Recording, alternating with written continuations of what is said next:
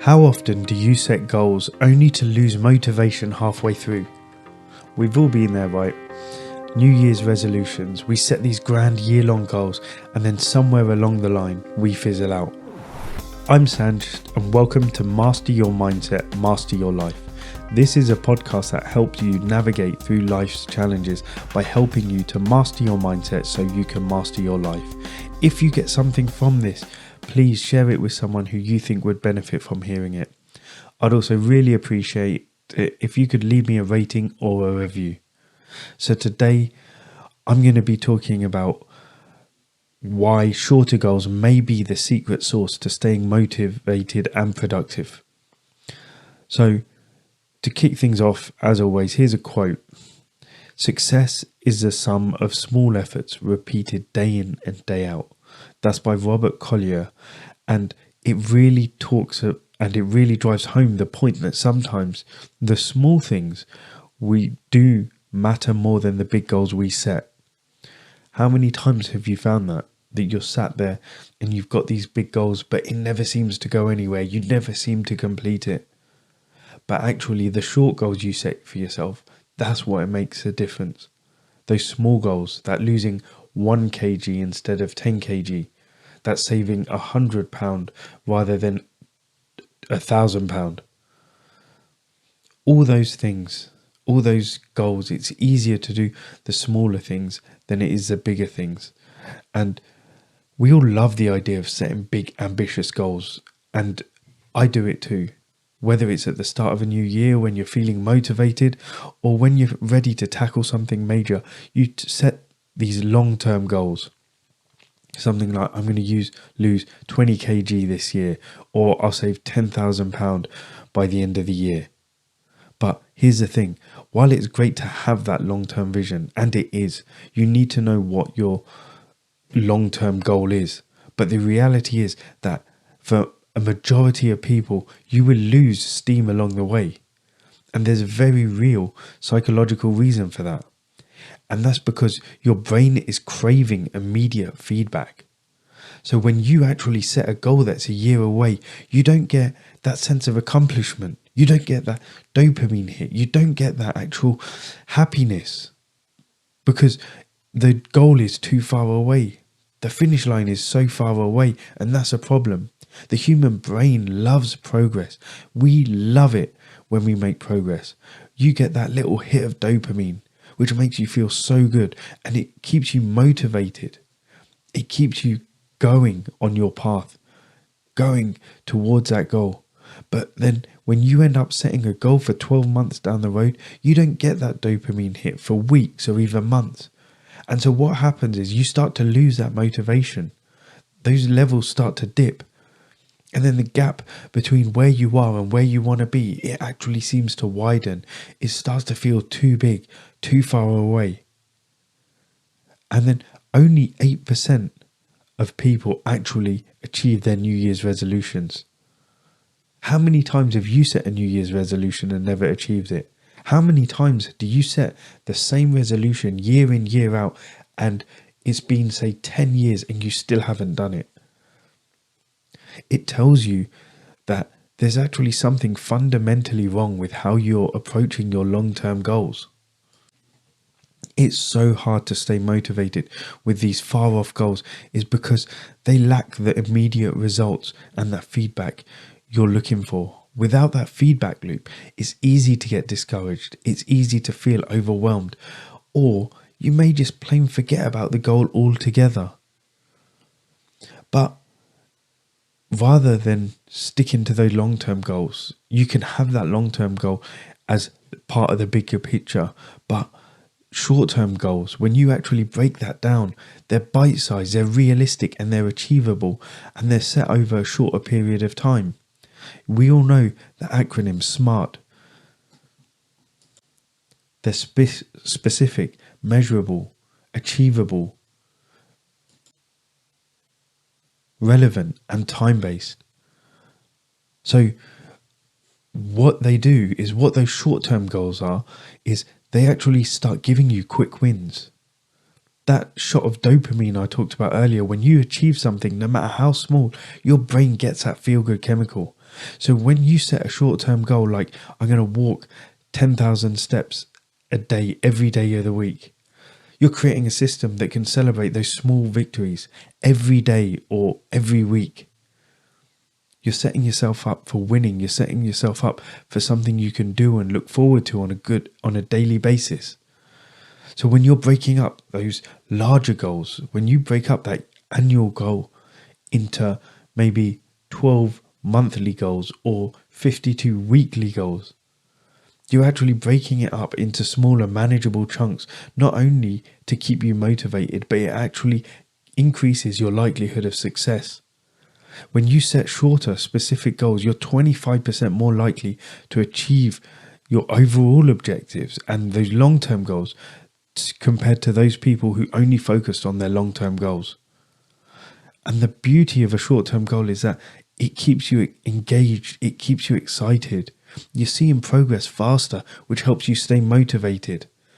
And then that's it. When you're hitting those milestones, you're so much more likely to feel confidence in yourself, to improve, because you want to keep pushing forward. You want to keep hitting those actual milestones. You want to feel that hit of dopamine. You want to feel that rush. You want to pat yourself on the back.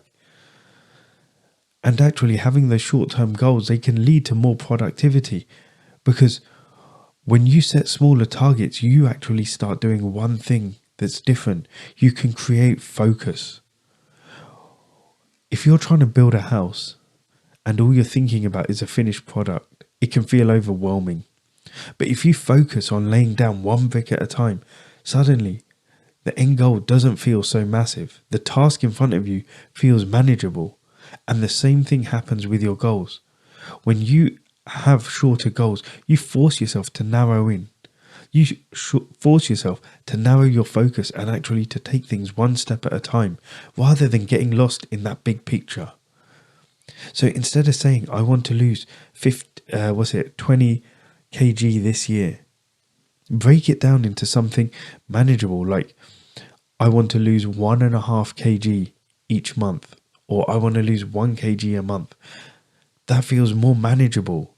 And you'll actually feel more motivated to stick with it, because the finish line is only 30 days, 31 days.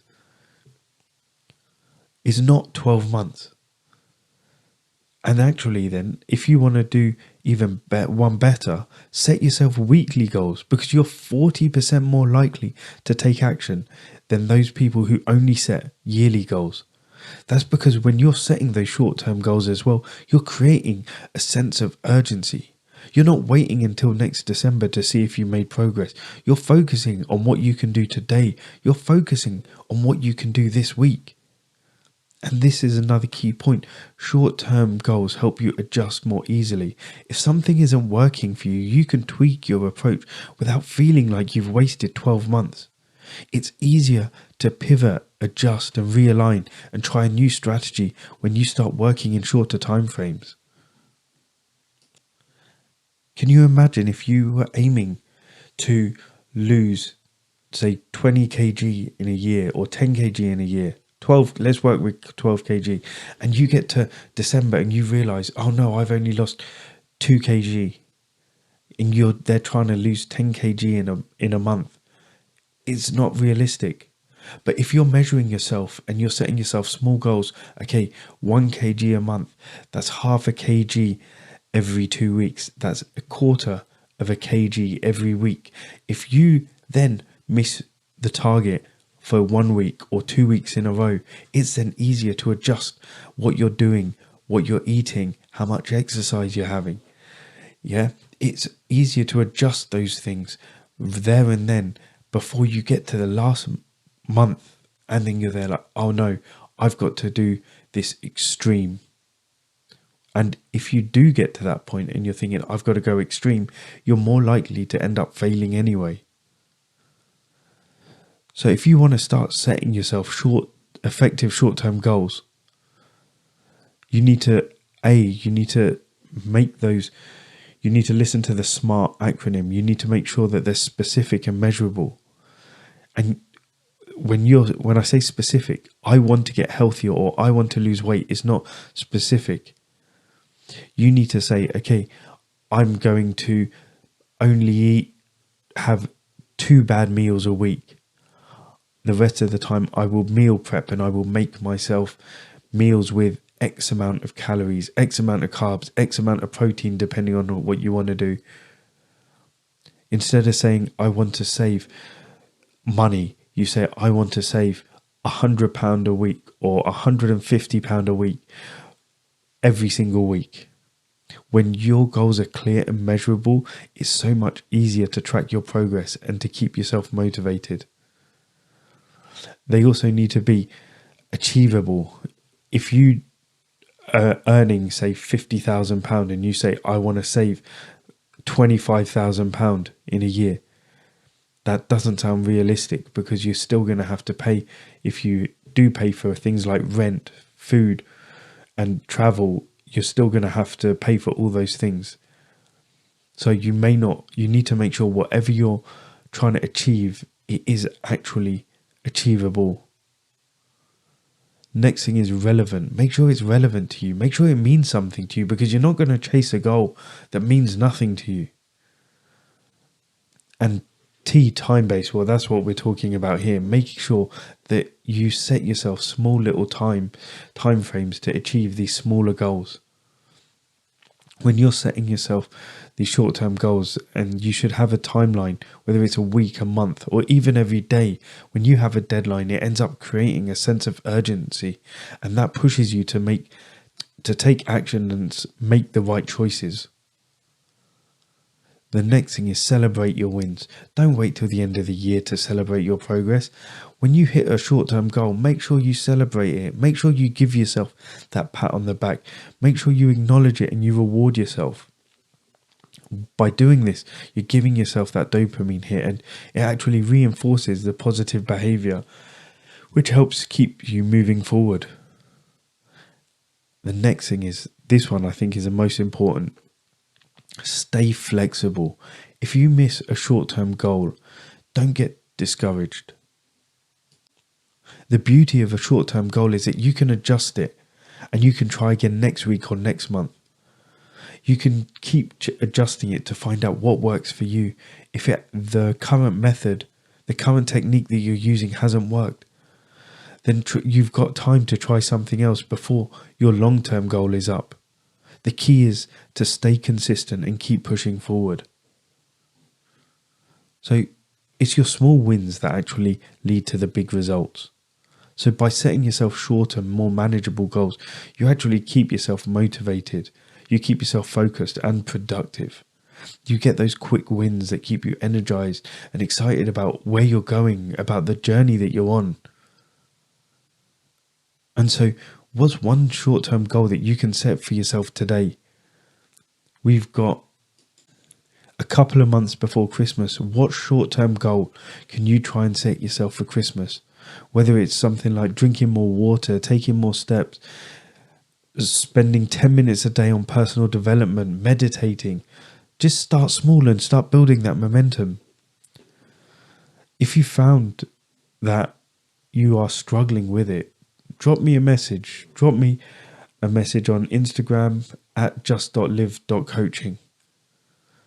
Thank you so much for joining me today. If you found this episode helpful, please share it with anyone who you think could use a little boost in their goal setting. And don't forget to subscribe so you never miss another episode. Remember, the journey to success isn't about one giant leap. You can't get to the top of the ladder in one go. It's about the small steps you take every single day. Don't forget to follow me on Instagram at just.live.coaching for more tips on how you can master your mindset so you can master your life. So until next time, keep taking those small steps and remember, you got this. My mission, as always, is to make a positive impact on this world, and I sincerely hope you can help me do that by liking, following and sharing this podcast with others. So until next time, keep seeking, keep growing, and keep mastering your mindset so you can master your life. Thank you.